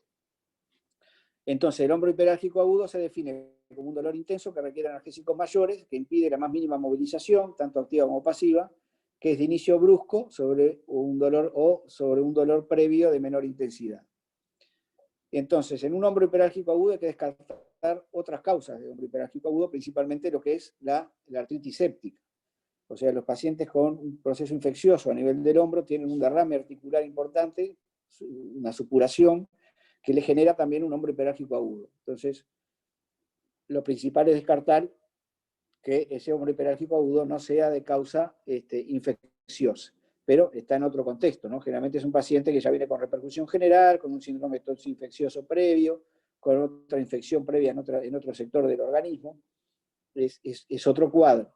Pero son las dos causas principales de hombro hiperálgico agudo, la artritis séptica y la tendinitis cálcica. En el paciente muy añoso hay otro elemento que puede ser el hombro senil hemorrágico, que es una artropatía destructiva, que también da un dolor bastante intenso, con mucho derrame, que también se puede confundir con una infección de la articulación. La diferencia es que ese derrame es sanguinolento, o sea, cuando ustedes tienen un hombro con derrame y sospechan que pueda tener una infección, lo que se hace es puncionarlo. Se punciona la articulación, se drena ese líquido y se ve cuál es la forma, la consistencia de ese líquido. Si es un líquido purulento, si es un líquido claro. Si es un líquido claramente purulento, estamos hablando de una infección de la articulación. En el hombro senil hemorrágico, el líquido que ustedes obtienen es sangre. Entonces ahí hacen el diagnóstico diferencial. Eso generalmente son las tres causas más claras de lo que es un hombro hiperálgico agudo. Después hay otras, como la bursitis por depósito de otros microcristales, con el caso de la hiperuricemia o de la condrocalcinosis, que ya está en un cuadro diferente en un paciente que muchas veces ya tiene antecedentes de ser hiperuricémico o de tener algún otro tipo de enfermedad metabólica por microcristal. Pero las tres causas principales de hombro hiperálgico agudo son la tendinitis cálcica en su fase reabsortiva, la artritis séptica y el hombro senil hemorrágico, o también se llama hombro de Milwaukee. Otra patología que también da frecuentemente como consulta como neumalgia es la capsulitis adhesiva. La capsulitis adhesiva es un proceso inflamatorio idiopático de la cápsula articular que lo que genera es fibrosis y retracción de la cápsula. El volumen articular disminuye a menos de 10 centímetros del volumen articular, y en estos casos muchas veces vemos pacientes que tienen enfermedades previas que predisponen a esta patología, como la diabetes o el hipotiroidismo. Y la característica clínica es la rigidez. Pero esta no es una rigidez por debilidad muscular, o sea, no es una falta de movilidad por debilidad muscular, porque haya roto un tendón o porque esté con mucho dolor, sino que es una rigidez en la movilización pasiva. Uno trata de mover el brazo al paciente y está completamente rígido, está como por eso se llama adhesiva, está como pegado. Antes se llamaba también hombro congelado. Y el diagnóstico diferencial es con otras causas de rigideces. Por ejemplo, hay rigideces que son posteriores a cirugías o posteriores a fracturas, con tiempo de inmovilización prolongado, pueden generar rigidez también del hombro, pero esas no son capsulitis adhesivas porque, como dice la definición, esto tiene que ser idiopático, ¿no? Esas son rigideces secundarias. Tiene una evolución natural que es un dolor inicial, y a ese dolor inicial después sigue la fase de rigidez. Y luego tiene una fase de recuperación. El tiempo promedio de esto son 2 años. Lo que uno tiene que tratar es de acortar ese tiempo promedio para que el paciente recupere la función antes de ese tiempo. El tratamiento médico en general de todas estas patologías en su conjunto, del dolor en el hombro en general, es evitar principalmente las actividades con el hombro en abducción y por periodos prolongados, tratar el dolor nocturno, que a veces es muy frecuente, que se debe a la posición en decúbito y que calma con la posición semisentado. Tratamiento con crioterapia en los episodios inflamatorios agudos y tratar de mantener la movilidad. O sea, lo que no hay que hacer es decirle al paciente que se ponga un cabestrillo.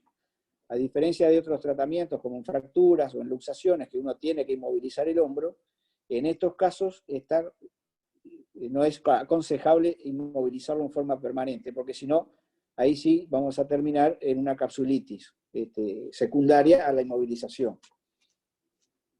O sea, vamos a generar nosotros la rigidez. O sea, tenemos que estimular al paciente para que mueva el hombro sin hacer esfuerzo, sin hacer tareas de impacto, pero darle movimiento y elongar la parte muscular.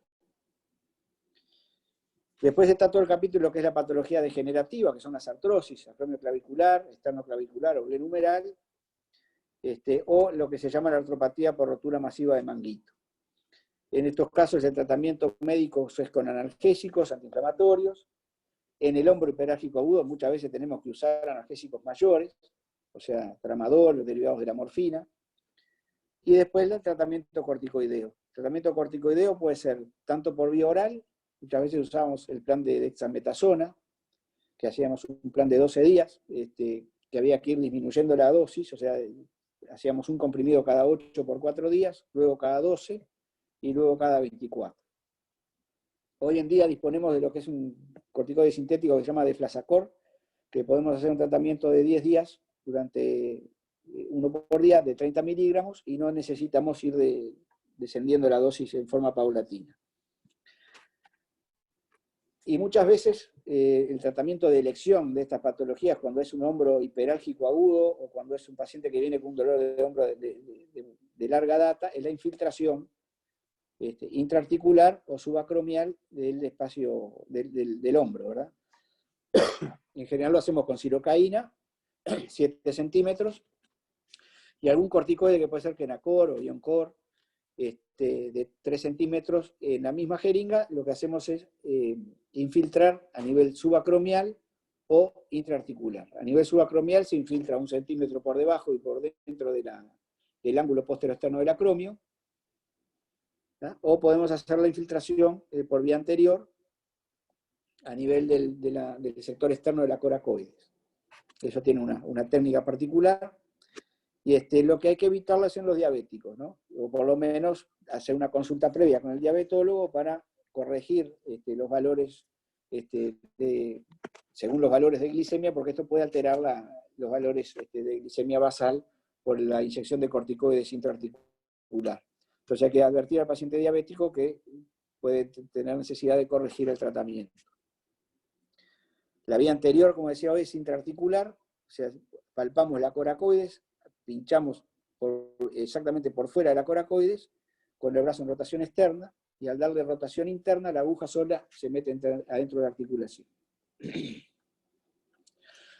La infiltración nos sirve para hacer el test de NIR, como decíamos hoy, para valorar todo lo que es el manguito rotador, sacándole el dolor al paciente en forma inmediata, y después para el tratamiento sintomático de rupturas tendinosas, en el hombro hiperálgico agudo, cuando no hay forma de calmarlo con otros métodos, muchas veces tenemos que recurrir a la infiltración. También sirve para distender la cápsula en aquellas capsulitis adhesivas previo al tratamiento fisiátrico de movilización. A veces hacemos infiltraciones seriadas para que el paciente tolere bien pueda tolerar la fisioterapia y de esa forma ir recuperando la movilización en las capsulitis adhesivas. El tratamiento fisiátrico es fundamental con analgésicos, antiinflamatorios, ultrasonido, mejora la rigidez, favorece también la disolución de calcificaciones. Hay un método nuevo ahora que es el de ondas de choque, que a través de las ondas de choque se va disolviendo el depósito cálcico como si fuera una litotricia, igual, y mejorar lo que es el trofismo muscular. ¿Cuándo se operan estos pacientes? Generalmente lo que se operan son las roturas del manguito, ¿ah? Cuando son pacientes jóvenes, o sea, pacientes por debajo de los 70 años, cuando tienen manguitos que son reparables, en general lo que se tiende es a reparar la rotura para evitar que eso conduzca a una artrosis precoz. O sea, la rotura del manguito genera una cabeza del húmero completamente descubierta que roza contra el acromio y genera una artrosis, una artropatía por rotura de manguito. Por eso en los pacientes jóvenes se repara el manguito para evitar esa evolución, además de sacarle el dolor y de recuperar la fuerza, evitar la evolución hacia la artrosis. La rotura de la porción larga del bíceps en paciente joven y deportista o trabajador con mucha demanda se repara, si no, generalmente no se repara y no da una alteración funcional importante, o sea, no disminuye la fuerza del miembro superior en un grado significativo, simplemente es un tema estético, o en aquellos pacientes que son deportistas o que tienen alta demanda funcional. Si no, habitualmente no se repara. Y las capsulitis generalmente marchan bien, tanto como las tendinitis cálcicas, con tratamiento médico, es raro tener que operarlas. A veces cuando la capsulitis es muy refractaria al tratamiento hay que hacer alguna movilización bajo anestesia o una liberación artroscópica de la cápsula, un corte de la cápsula para liberar. Y en el caso de las tendinitis cálcicas también, si no se termina de reabsorber el depósito de calcio, hay que hacer un lavado artroscópico y disolverlo y sacarlo por lavado. Pero ya es muy raro. Lo más frecuente es tener que operar las roturas de manguito. Bueno, entonces para terminar, lo que les pueda servir a ustedes cuando estén de guardia, ¿cuándo derivar a un paciente con un hombro doloroso no traumático? Si es traumático, bueno, habrá que hacer las placas y el diagnóstico correspondiente. Si es una luxación o una fractura, y bueno, ahí ver. Ahora, ¿qué pasa cuando no es traumático? Bueno, en el hombro hiperálgico agudo, siempre descartar lo que es una artritis séptica. Esto es una urgencia, hay que hacer un lavado articular, un drenaje de drenar el foco infeccioso, como cualquier absceso. En el hombro hiperálgico agudo a veces no tiene más remedio que derivar al paciente para hacer una infiltración, para poder calmar el dolor. Lo mismo que en el hombro senil hemorrágico, hay que drenar ese hombro para disminuir la presión sobre la cápsula y disminuir el dolor. Y después las tendilopatías o las roturas de tendones no tienen ninguna urgencia. Eso simplemente pueden pasar a la policlínica, al traumatólogo, y ahí se estudian y se dará el tratamiento correspondiente. Bueno, con esto terminamos porque si no se hace muy largo. ¿Alguna pregunta? No, muchas gracias. No, gracias. Bueno, muy bien. Los dejo tranquilos entonces. Chao, Hasta gracias. luego. Muchas gracias. Gracias.